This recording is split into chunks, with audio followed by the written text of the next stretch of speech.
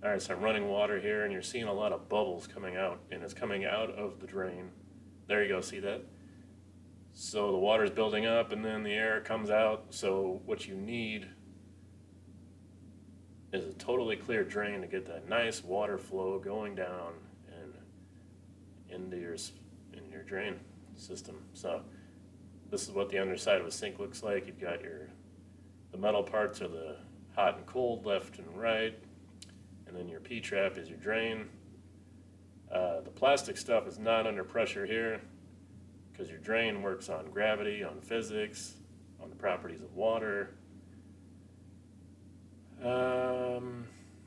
I've got a bucket, I've got my gloves, and paper towels, and that's all you need. So here I'm twisting these off. So these are compression fittings. So there's like a clear plastic ring, and then there's a part that screws on and threads on to the trap. So the trap has threads on it, and then the other pieces have these on them. And you can adjust where these fit on the pipes, but I mean, don't mess with it. Just put it back on the way you took it off, because if it wasn't leaking, then it was working. All right, so the trap fell off when I loosened those up into the bucket. Got a little water on the door, so I'll just wipe up things here real quick. So now I got the trap. I'm gonna stick paper towel in one end. I have longer fingers, so if you need more paper towels to be able to reach, just tear off, 3 paper towels at once. So you have a long enough to reach the other side, and you can just pull out all the stuff out of your trap, and the trap is clear, and you're done with the trap part. And now we'll move on to that down pipe coming from the sink. And the only remotely, and not even really difficult, is the plunger piece of this. So on that pipe, to be able to control the open and close of your little plunger in the sink, this is what's back there. There's a little arm connected to the control, and then there's a hole in the plunger, and this is going into that plunger at that point. So everything is lefty-loosey. So counterclockwise turn to loosen up, and then clockwise or right to tighten everything. And that's looking down on the threads, I guess. Depends on your orientation. But here I'm turning this to the left. So loosen this in, and there's a ball, kind of a pivot joint inside of this. And see, now we're loose. Now I can pull that control arm away from the plunger and get this plunger out. So now the plunger's out of the sink. You can see that on the video.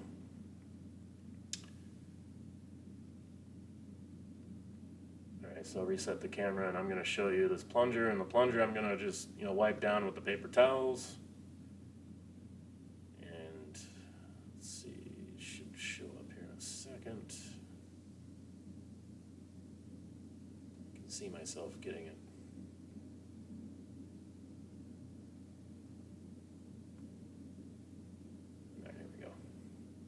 Alright, there it is. So there's some of the disgustingness that's on that plunger. It sticks to it, gets caught on that little arm mechanism in there, and then it gets attracted to the plunger, and then it starts building up, and that's why you get a problem there. So this is where I do all my shaving. So I use the old Barbasol foam, and that stuff is going to attach with the face whiskers, and over time it builds up, and you can see how it's built up inside of this drain. I run a little water to get most of it out of there.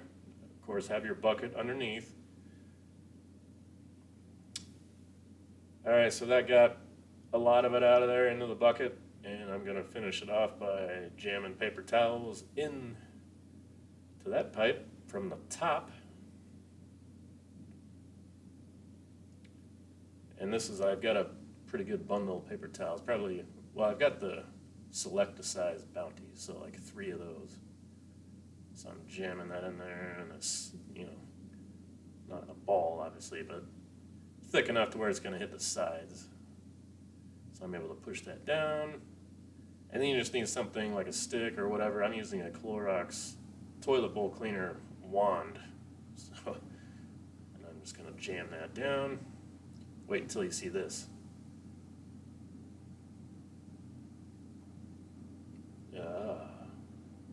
Oh yeah. So we're getting all the grossness out of that pipe. So I've cleaned off the plunger, and now we've cleaned out this, we've cleaned out the trap. The only other problem you would have is going into the wall, where that goes into the wall and then would go down into your main lines. You know, if this doesn't fix your problem, then it's that. You could get they sell the little metal snakes at the store, so you would take everything apart here and then shove it into the wall part.